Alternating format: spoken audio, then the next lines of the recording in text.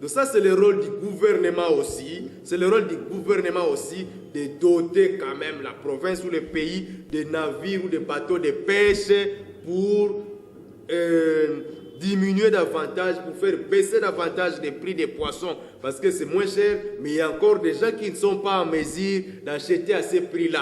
Et nous pensons, avec toutes les potentialités que nous avons dans cette province, dans ce pays, nous pouvons encore avoir plus de poissons que ça. Et, voilà, on ne doit pas s'arrêter seulement à la consommation intérieure de ces poissons. Il y a des pays qui nous envoient des pions d'ici. Nous aussi, nous pouvons faire la même chose. Nous pouvons exporter les pions d'ici, nous pouvons exporter aussi ces poissons. Voilà, nous pouvons exporter ces sites. Monsieur Dominique, la caméra vous regarde. Monsieur Dominique, vous êtes chrétien? Bien sûr que... Si vous êtes chrétien, n'est-ce pas pour les chrétiens qui disent souvent que la foi sans œuvre est inutile? La foi sans œuvre est inutile. Est-ce qu'il y a des poissons où vous avez aussi mangé ces poissons? Dans la ville de Matadi? Ou c'est pas vous, vos frères, ou les autres, ont vu ces poissons? Ou l'eau ne coule pas aujourd'hui dans des robinets où l'eau ne coulait pas? Est-ce que, M. Dominique Mbete, n'est-ce pas une évidence qu'il faut ne plus qu'une seule fois accepter? Messieurs les journalistes, moi je pense que quand nous parlons de l'eau, quand nous parlons de l'électricité, ça ne doit même pas... Vous voyez, tellement que nous sommes habitués à avoir des aspirations basses, même nos droits les plus élémentaires, nous commençons à les ignorer. Mais ce sont les droits de la population. Avoir de l'eau potable, aujourd'hui à travers le monde, on en parle de l'eau potable. Mais le gouvernement a l'obligation de desservir la population en eau potable, les courants. Mais nous avons les barrages d'Inga ici. Nous ne devons pas manquer du courant. Ce qui se fait là avec l'eau que vous êtes en train de... L'eau qui coule aujourd'hui, je ne sais pas à quel niveau, mais il y a encore beaucoup de problèmes. Et puis ne confondez pas les Bas-Congo à Matadi. Les Bas-Congo est vaste. Hier, pas plus tard qu'hier, je suivais à la télé la population, je ne sais pas moi, de Loufou. Ils prennent quelle eau? Ce n'est pas de l'eau potable qu'on prend à Loufou. Si on cherche à limiter la province seulement au niveau de Matadi, non, c'est peut-être pour les voyages de 1000 km commencent par un pas. C'est pas quand même sérieux, mais moi quand je parle, je vois les Bas-Congo. Vous voyez les Bas-Congo, c'est ça que j'ai dit. Les voyages de 1000 km. Nous avons des grandes visions. Nous avons des grandes visions.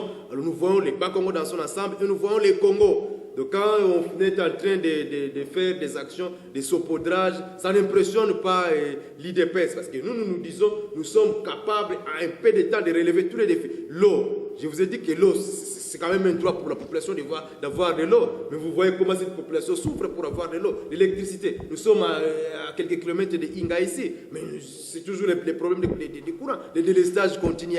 Est-ce que le délestage a pris fait quand vous parlez que les courants, maintenant il n'y a plus de problème? Le délestage existe. C'est vous qui parlez, moi je n'ai pas parlé de courant, c'est vous qui parlez. Jusqu'à présent, même l'eau continue à poser problème. Vous allez me dire que dans les robinets de Matadi, du matin au soir, l'eau coule?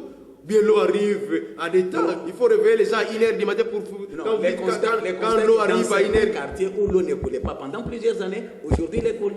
Les militants de l'IDPS qui sont dans ces quartiers, ils sont satisfaits. L'eau coule à quelle fréquence? C'est ce que je suis en train de vous dire. Il faut se réveiller à 2h du matin pour avoir de l'eau. Si vous ne vous réveillez pas le matin,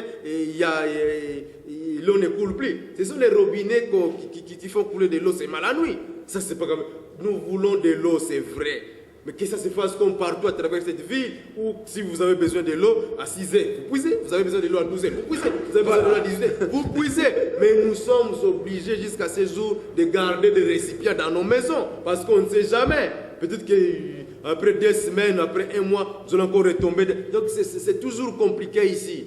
Voilà, merci beaucoup, merci Dominique Ngodiambete. Nous allons vers la fin de notre émission. Mais nous avons compris, vous dites que vous, l'IDPS, vous pouvez mieux faire, vous pouvez tout remettre sur le chemin afin que les gens puissent se retrouver au plus vite que possible. Mais nous avons comme l'impression, d'ailleurs, nous l'avons lu, vous avez vu la rédaction d'Mbete a fait même une réflexion par rapport à cette province du Bas-Congo où nous sommes presque des insatisfaits perpétuels. On n'accepte personne.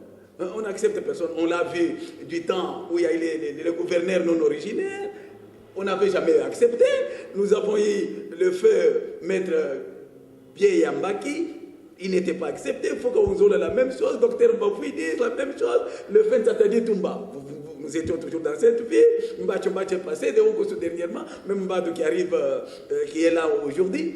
Mais vous, l'IDPS, vous dites que si vous êtes là, les choses vont changer. Parce que nous avons comme un constat qu'ici, nous sommes des perpétuels insatisfaits.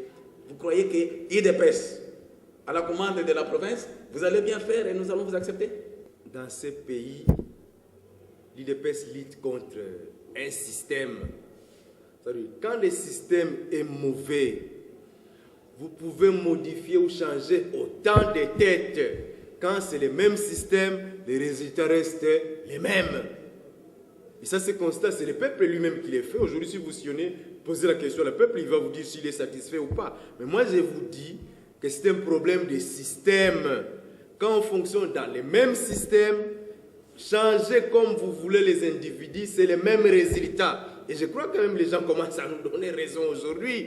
Quand il y avait des groupes ici à travers la province, il y en a qui parlaient de Sauvons les Bas-Congo, il y en a qui soutenaient tout ça.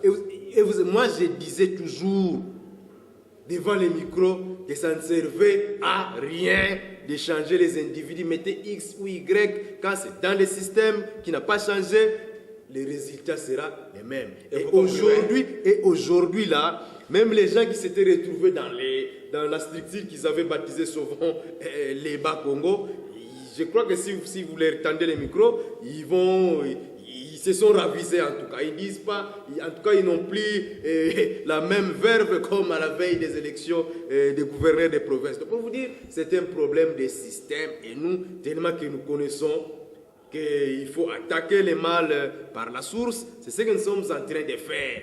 Les effets qui se manifestent là ne nous concernent pas. Nous sommes à la source en train d'attaquer le mal. Vous êtes à la source en train d'attaquer le mal. Donc à la racine. Donc dès que nous terminons à la source, vous allez voir qu'au niveau des manifestations des effets, les choses vont changer. Voilà, et c'est ça aussi votre dernier mot. Mesdames, Messieurs, nous vous disons merci pour l'attention soutenue que vous avez accordée à votre émission Salon On Va. Le temps pour nous de remercier l'équipe technique qui nous a servi ce soir, principalement Justin Okito et Matondo Nzouzi. Nous disons merci à la grande équipe des Salons Oval, Egenisa Sibakana, Gianni Lukao, Papi Mouoyo et Dado Monsengo. Il ne nous reste qu'à vous dire au revoir, les rendez-vous les dimanches prochains pour un autre numéro de Salon Oval.